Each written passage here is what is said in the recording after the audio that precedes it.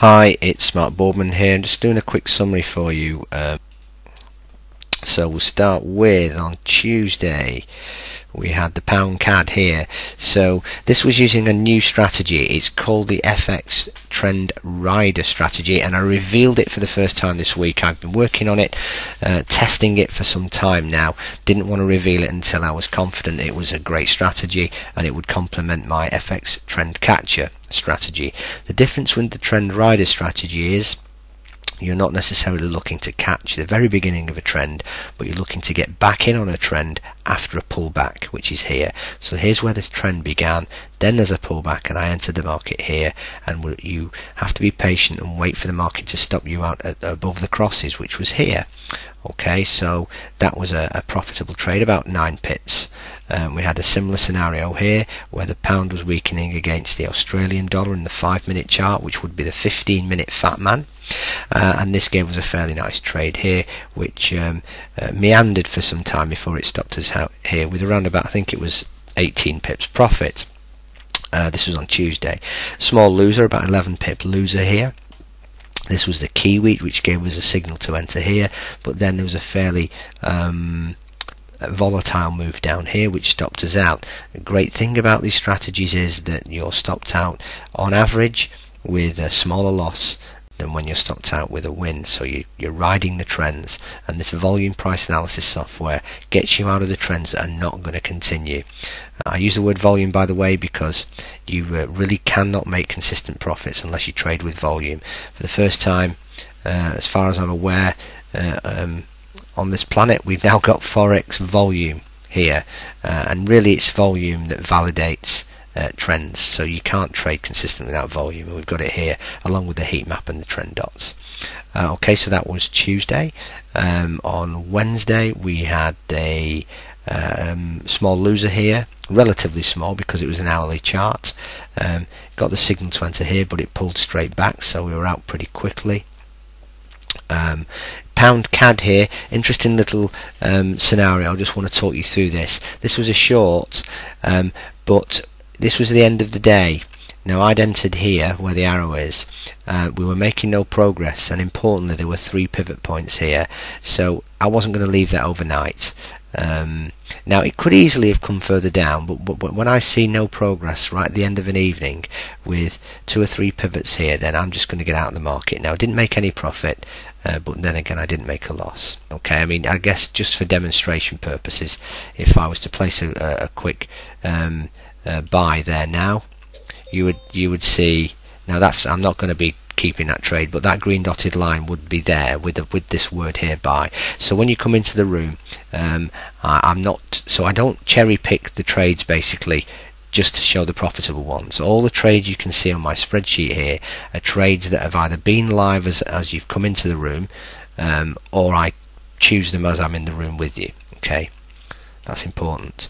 So that was the pound Canadian dollar there. So in the room itself, however, there were 3 trades placed, starting with this one here, which was a nice trade. We got the signal here. This is a trend rider again, where we have the Australian dollar pulling back, and then we enter here as the market goes back in the direction we want, and stopped out here for a nice profit. Similar trade here with the euro versus the US dollar, another pullback. We'd missed the beginning of the trend here. That's okay, because with the trend rider, provided the fat man is giving you the right signals, we'll come on to that in a moment, then you enter after the pullback and get back in to take that profit there. And another similar one here with the euro versus the Kiwi. As you can see, the pullback here, and then the market goes where we want it to go. In today's room, we had one that I entered the room with, which was on an hourly chart, which is a loser here, and this is a good example of where the crash barrier on this software gets you out. Now there's a fairly volatile move against us. The good news is though that on an hourly chart, if you're losing around about 50 pips on an hourly chart, that's nothing to concern yourself with, because you'll find that you get some very big moves like here which more than make up for those 40 to 50 pip losses on the 1 hour charts. That's why, by the way, I split the time frames into 1 hour, 15, 5 and 1 minute, just so that you can see that no matter what time frame you pick, this system really does work in all of them. Okay, so today we had that one. As I came into the room, that closed out after the room, by the way, so it was still going when we left. The two trades I took in today's room are here. This was the CAD yen. This was a trend rider strategy, not trend catcher. Got in here.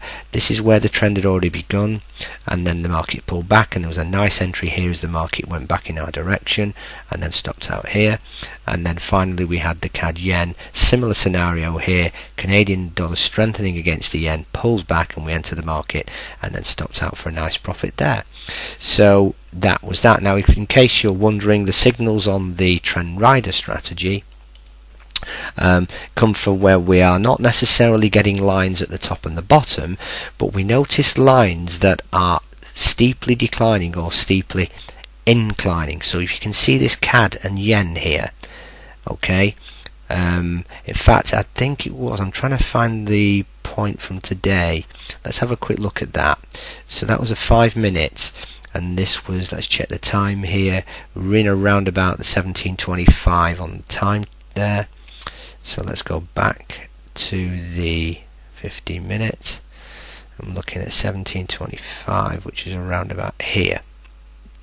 There you go. So there you can see the CAD there is steeply inclining, and the yen had just started to steeply decline. So this is in the middle of the fat man.